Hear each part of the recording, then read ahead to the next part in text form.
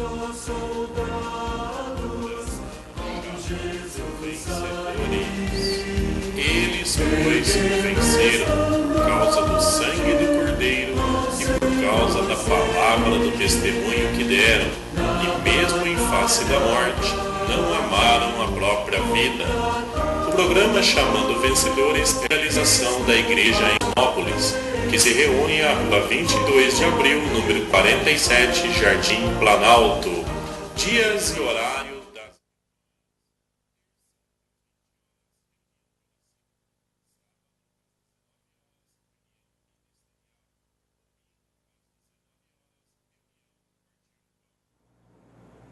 Muito boa noite, internautas. Estamos ao vivo. Este é o programa Chamando Vencedores de Responsabilidade da Igreja em Cosmópolis. Hoje, terça-feira, 5 de abril de 2011. Agora são 18 horas e 35 minutos.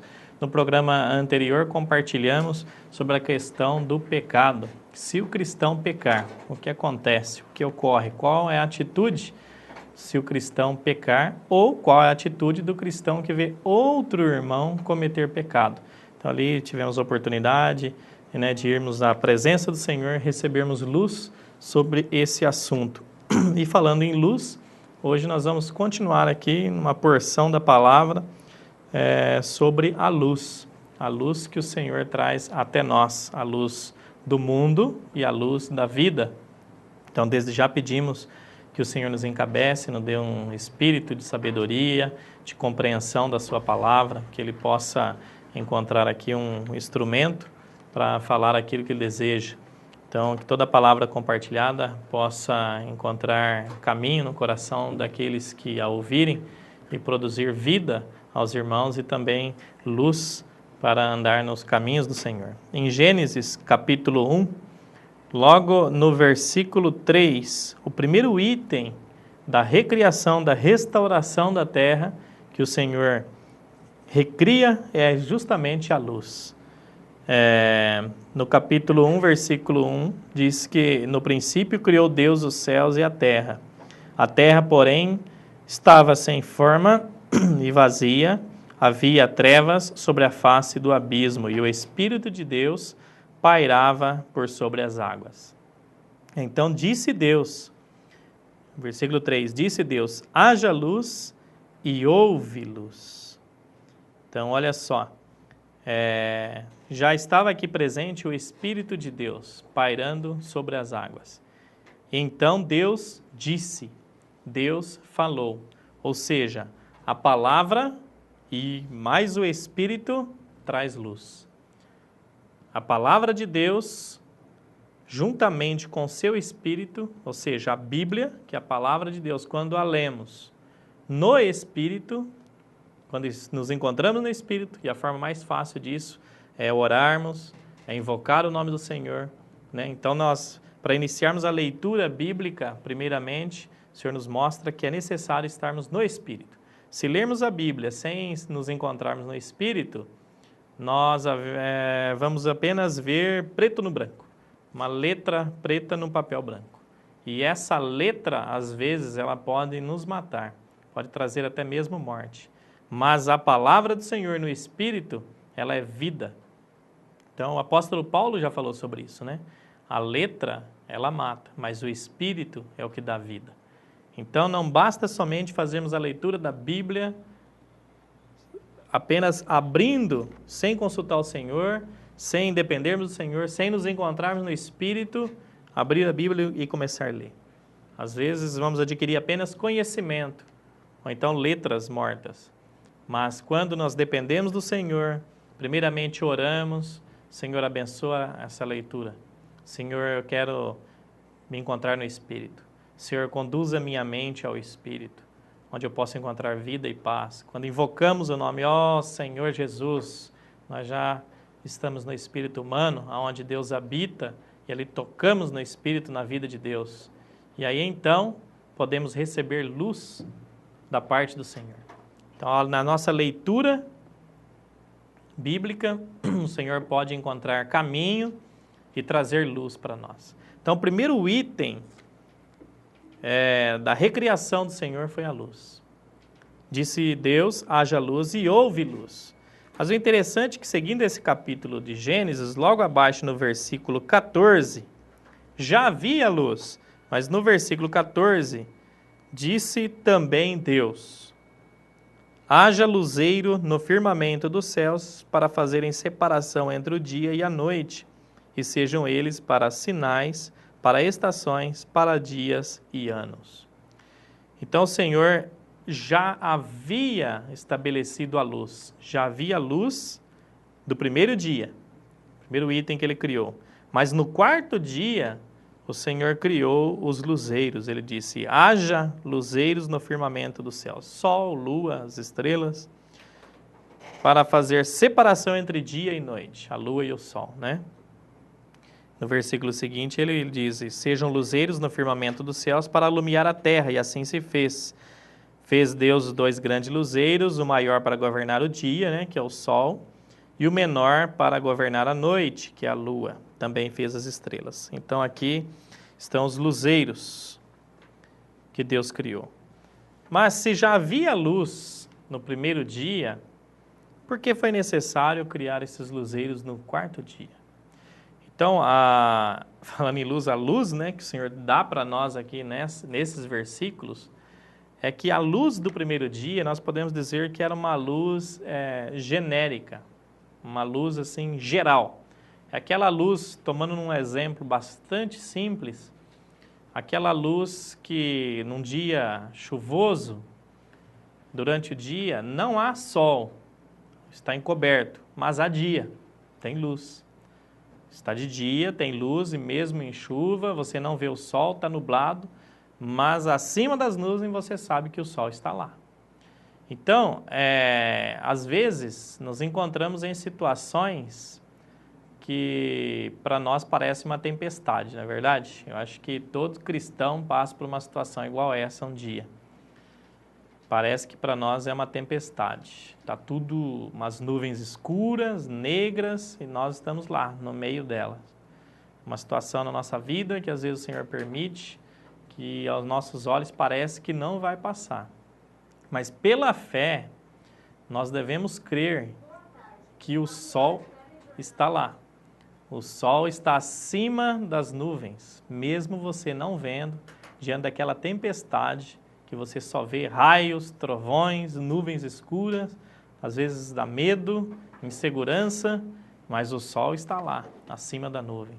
E o sol, a palavra do Senhor nos mostra em Salmos 84, versículo 11, que é o próprio Senhor. Então, mesmo diante dessas situações que para nós é uma tempestade, o sol está lá. Aqui, ó, Salmo 84, 11 diz: porque o Senhor Deus é sol e escudo, o Senhor dá graça e glória, nenhum bem sonega aos que andam retamente. O Senhor é sol e escudo. Então esse sol aqui representa o próprio Deus, Cristo. E a lua, que é o outro luzeiro, ela reflete, ela não tem luz própria, né? Ela reflete, ela ilumina a terra, mas refletindo a luz que ela recebe do sol. É a igreja, tipifica a igreja nessa terra. O próprio Senhor diz aos discípulos, né? Vós sois a luz do mundo. Isso lá no Evangelho de João, né? Todos nós somos a igreja, é a luz do mundo, é a luz nessa terra para os homens. Somos aqueles que refletem a luz de Deus. Então, nada é por nós mesmos, nenhuma glória é nossa. Eu estava lendo um livro essa semana, que eu ganhei muito uma porção, onde o autor diz assim, que o Senhor, quando ele quis dar a conhecer ao povo de Israel, para libertá-los da escravidão do Egito, ele disse a Moisés, quando o povo perguntar quem te enviou, diga que o eu sou o enviou. Então, eu sou. E lá no Evangelho de João, capítulo 8, ele também fala que ele é o eu sou. Então, o Senhor, ele se apresenta com esse nome eu sou, porque tudo é o Senhor. Ele é que é, nós não somos nada. A luz que refletimos, se as pessoas veem alguma virtude em nós, é devidas a Cristo. Tudo que temos é o Senhor. O que você necessita? Paz? O Senhor diz, eu sou. Precisa de alegria? O Senhor diz, eu sou. Precisa de segurança? O Senhor diz, eu sou. E por aí adiante.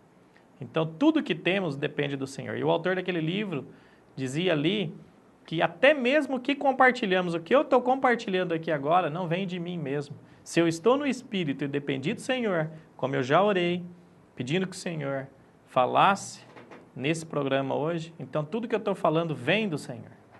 É o próprio Senhor. Se algo que você está ganhando do outro lado aí, é do Senhor, não é de mim mesmo. E eu não posso achar que até esse compartilhar é algo que eu vi na Bíblia que eu ganhei. Se eu vi, foi porque o Senhor me mostrou, na sua misericórdia. Então o Senhor é tudo. E nós não somos nada, nós dependemos do Senhor. Nós somos aqueles que misericórdia, que graça ganhou, pecadores que graça ganhou. Então, a luz do quarto dia, que o Senhor criou os luzeiros aqui, já havia luz, uma luz, né, que iluminava, que era uma luz geral, mas precisou de uma luz mais específica. A luz do quarto dia era necessário para trazer vida. Logo após ao quarto dia, o Senhor começa a criar aqui as espécies de vida. Então, para a vida vegetal se desenvolver na terra, precisa da luz do sol. A vida humana precisa da luz do sol. É tudo perfeito a criação de Deus. Se o sol estivesse um pouquinho mais longe da terra, talvez não suportaríamos o frio. Se estivesse um pouquinho mais próximo, não suportaríamos o calor. Então, é tudo perfeito.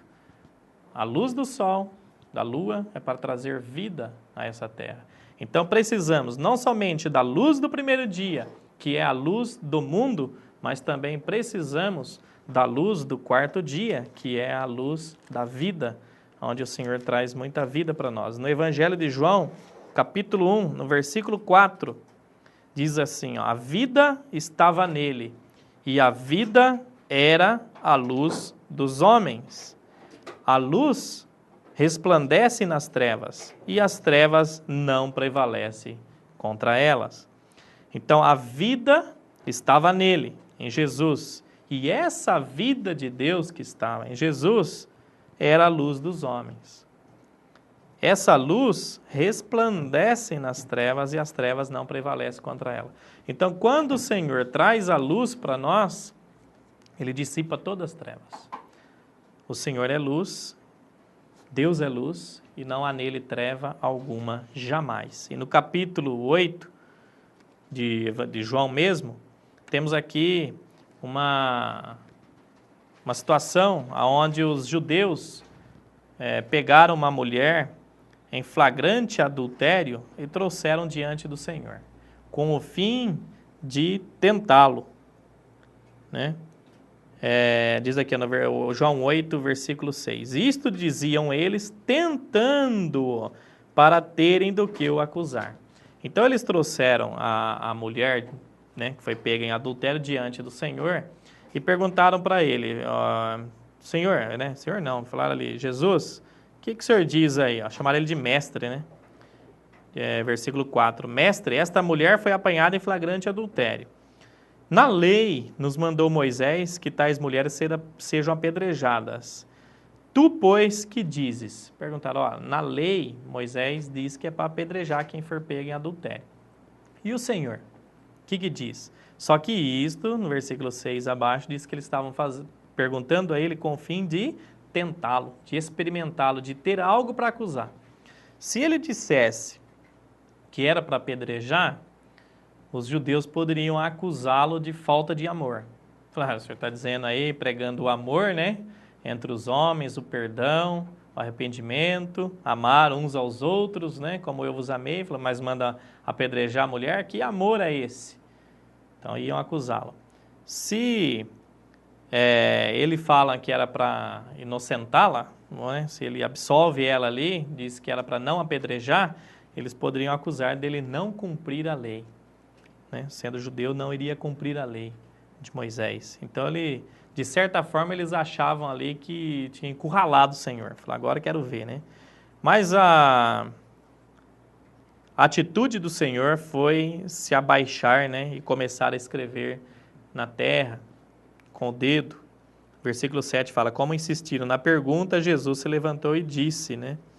Ele ficou em silêncio, ele levantou e disse a eles. Eles insistiram querendo uma resposta do Senhor, já que ele ficou calado.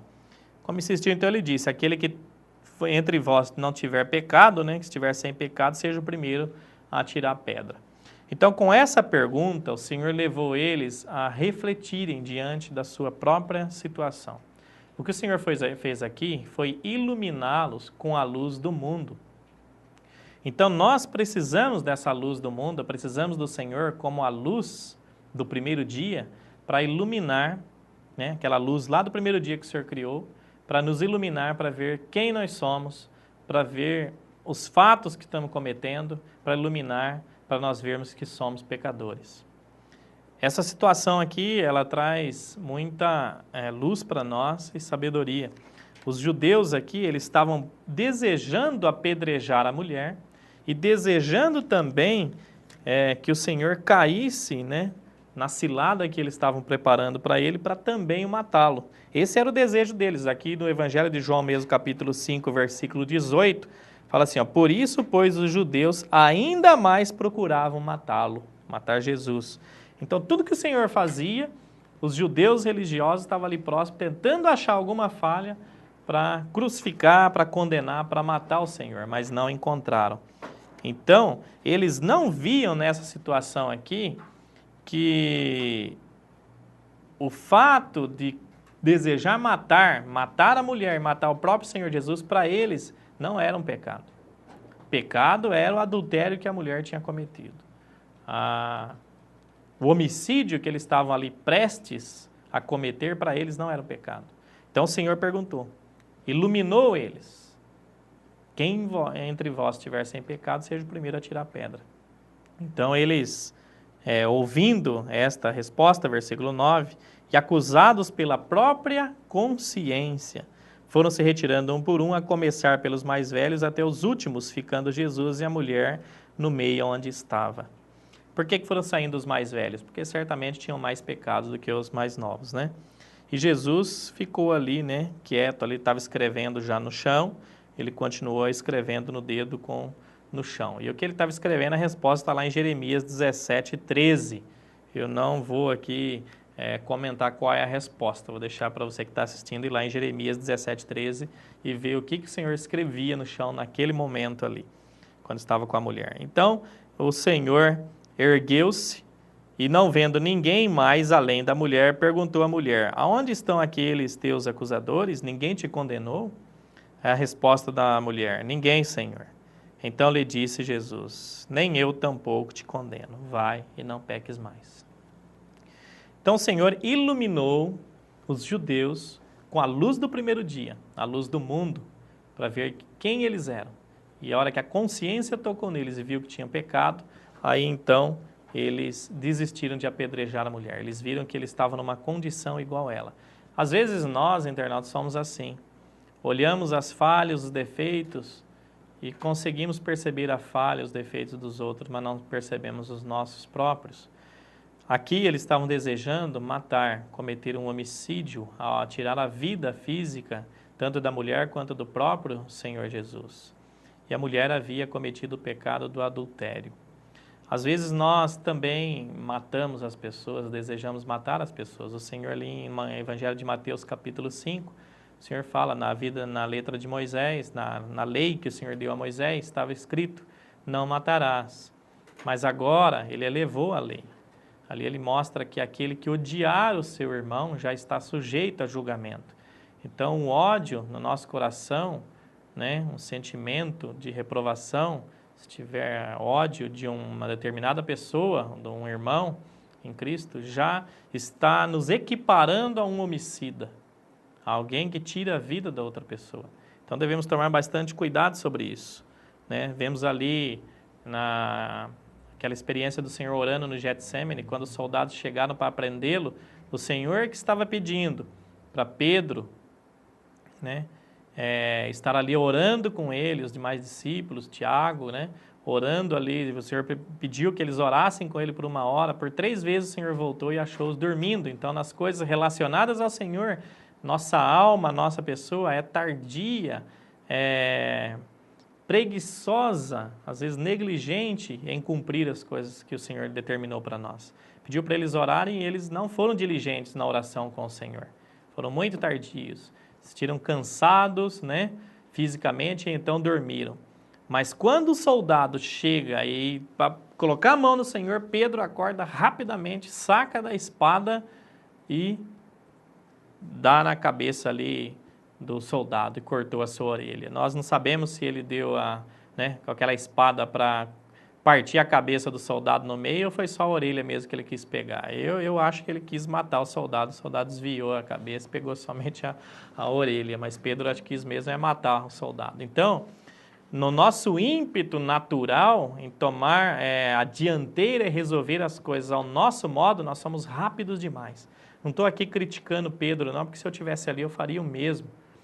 Então, relacionado às coisas do Senhor, Pedro foi tardio, negligente, não teve disposição para orar junto com o Senhor por 1 hora. Mas quando foi no seu natural para defender o Senhor, rapidamente ele sacou da espada e tentou matar. Então o Senhor veio consertando ali aquele erro de Pedro. Nós somos da mesma forma, às vezes não vemos quem nós somos e rapidamente tentamos agir por nós mesmos, resolver as coisas ao nosso próprio modo. Então precisamos da luz do primeiro dia para expor a nossa pessoa. Às vezes o Senhor permite situação na nossa vida para ver quem nós somos. Eu confesso que nós não conhecemos, não posso falar dos internautas, mas eu não conheço a minha própria pessoa. Às vezes pratico coisas, como o apóstolo Paulo fala em Romanos capítulo 7, que nem eu mesmo entendo o meu próprio modo de agir. Eu teria certeza, falaria que jamais cometeria algo, mas seduzido pelo inimigo e o Senhor permite, às vezes, cairmos na mesma situação. Jó, diante de toda a situação que ele passou na vida dele, ele declarou, ele fala, aquilo que eu mais temia me aconteceu. O que Jó mais temia era perder a sua família. Ele amava demais, orava pelos seus filhos, cuidava muito da sua família. Foi justamente o que aconteceu. Às vezes, aquilo que nós mais tememos e aquilo que declaramos que jamais cairemos nessa situação é o que caímos e o Senhor permite para sermos iluminados com a luz do mundo para ver quem nós somos. Todos os judeus foram iluminados, mas foram embora. Somente a mulher que pecou, foi pega em adultério, permaneceu na presença do Senhor. E a sua atitude ao responder à pergunta do Senhor foi chamá-lo de Senhor. Ela diz, respondeu ela, ninguém Senhor. Dizer Senhor é dizer que Jesus é o seu dono. Essa palavra Senhor significa dono, aquele que tem propriedade, que tem domínio sobre você e autoridade. É reconhecer que o Senhor é e que você não é. Então ela permaneceu na presença do Senhor e pôde ali receber a luz da vida, a luz que traz crescimento, que traz a vida de Deus entre nós. Então diariamente, internautas, nós precisamos da luz do mundo e da luz da vida. Que nós devemos ir diariamente diante do Senhor em oração, mesmo que nós achamos que estamos numa situação perfeita, sem pecados grosseiros, nossos próprios olhos, devemos pedir, Senhor, me ilumina com a luz do mundo. Quando você recebeu o Senhor, quando alguém pregou o Evangelho, você viu que era um pecador, naquele dia que você creu no Senhor, você recebeu a luz do mundo. Eu me lembro desse dia, foi lá em Bauru, numa palestra que me convidaram, dia 28 de julho de 98. Foi o dia que eu fui convencido que eu era pecador. Até então alguém pregava para mim, meu irmão pregou várias vezes para mim, falando do pecado e eu não me achava pecador não. Falava, eu não mato, não roubo, não desejo mal para ninguém, eu não sou pecador não. Mas até que alguém me mostrou na Bíblia, não me lembro, um irmão mostrou uma vez na Bíblia, e que trabalhava comigo, que todos pecaram e necessitam da glória do Senhor. E lá em 1 João fala que quem diz não ter pecado já é mentiroso. Aí eu fiquei encurralado. Falei, e agora?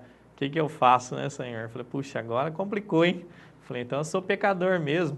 Aí então fui convidado naquela palestra, fui lá e o irmão compartilhou sobre esses pontos. Então, esse dia eu recebi a luz do mundo. Mas daí em diante não basta a luz do mundo. Eu tenho que permanecer na presença do Senhor para receber a luz da vida. Há um hino aqui para encerrar, no inário, que ele diz assim, dia tão feliz em que não pude mais fugir, porque da escuridão me tirou Jesus, levou-me ao reino seu de luz, vivo a desfrutar. Então a primeira estrofe fala da luz do mundo, dia tão feliz que não pude mais fugir. Na minha experiência foi essa que eu contei, lá na palestra na igreja em Bauru. E a estrofe 2 ela fala da luz da vida. Então eu já vi que eu era pecador, criei, recebi o Senhor, né, entreguei a minha vida nas mãos do Senhor, me trouxe, transportou do reino das trevas para o reino do seu amor, né, na luz, na igreja. Ele falou, agora vivo a desfrutar a vida que no Filho está. Então eu vivo na presença do Senhor, recebendo a luz da vida. Não mais me iludirão, sonhos vão, enfim, flui uma fonte viva em mim. Que o Senhor nos conduza, nos traga muita luz com essa palavra, para permanecermos na presença do Senhor, para recebermos a luz da vida. Jesus é o Senhor.